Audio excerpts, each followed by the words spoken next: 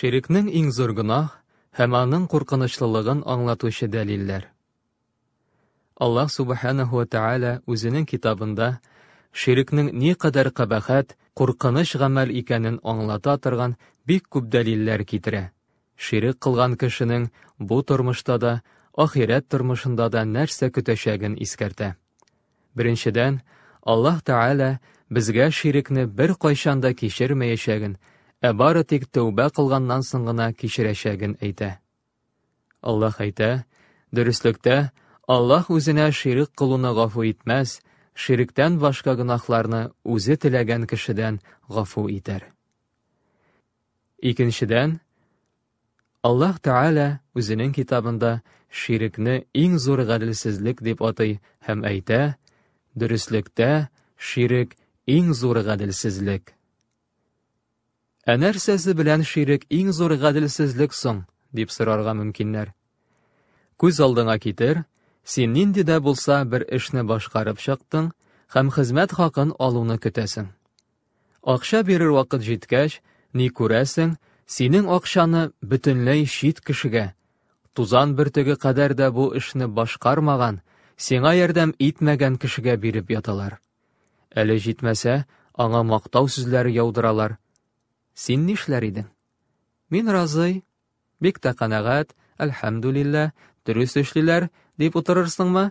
Әллә соң бу гаделсезлекне күреп ачуың чыгачакмы? Аллаһ барча мисаллардан да өстен әлбәттә. Шулай да әйдәгез чагыштырып карыйк.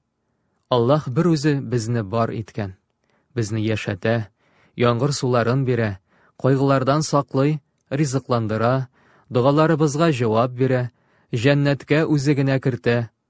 Шулай була торып та, кемнәрдер бу гамәлләр өчен үзләренең өметләрен, куркуларын, рәхмәтләрен, шөкерләрен, мәхәббәтләрен башка берәүләргә, нәрсәләргә багышлыйлар.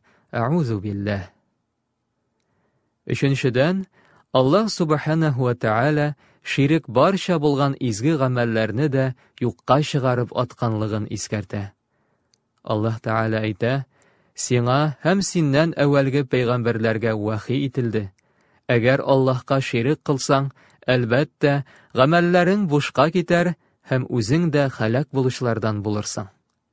Субханаллаһ, уйланып карагыз әле. Бу сүзләр Аллаһның иң яраткан бәндәләренә, пәйгамбәрләренә әйтелә. Әгәр сез бер тапкыр ширек кыла калсагыз, бөтен изге гамәлләрегез юкка чыгачак. Мөселман кешесе 50-60 ел буе гыйбадәттә, намазларын, садакаларын, уразаларын, хаҗларын кылган булып, бик зур әҗерләр эшләдем дип уйларга мөмкин. Әмма бер генә тапкыр, уйлап кара, бер генә тапкыр ширек кылса, бар изге гамәлләре дә юкка чыгачак. Аллаһ сакласын. Дүртенчедән, ширек кылып үлеп киткән кеше мәңгелек җәһәннәмгә эләгәчәк. Дөрестлектә, кем Аллаһка тиңдәшләр кылса, Аллаһ ул кешегә җәннәтне харам кылды, һәм аның кайтачак урыны уттыр. Ахирәттә залимнәргә ярдәмче булмас. Шуны да искәртеп китү бик мөһим. Әгәр адәм баласы ширек кылганнан соң үлеменә кадәр тәүбә кылса, Аллаһ аның бу гөнаһын кичерәчәк, иншааллаһ. Аллаһ Субханаһу ва Тааля әйтә, гөнаһ кылып үзләренә зарар иткән кулларыма әйт, Аллаһның рәхмәтеннән өмет өзмәгез, чөнки тәүбә итеп төзәлгәндә, Аллаһ гөнаһларны ярлыкаучыдыр, ул ярлыкаучы, рәхимле. Ибн Аббас, Ибн Мас'уд, Аллаһ алардан разый булсын, әлеге аятны Куръәндәге йөрәккә иң нык өмет салучы аят диделәр. Тәүбәнең үз шартлары бар. Беренчесе гөнаһны калдыру, икенчесе үкенү һәм өченчесе бу гөнаһны бүтән бер кайчан да эшләмим дип сүзеңдә нык булу. Шулай итеп, без кыскача гына тәүхид, җәннәт ачкычы, ширек, җәһәннәмгә илтә торган юл икәнен һәм мөселман кешесе көнен дә, төнен дә аларга нык әһәмият бирергә тиеш икәнлеген аңладык. Хәзер Әл-Курси аятына әйләнеп кайтыйк.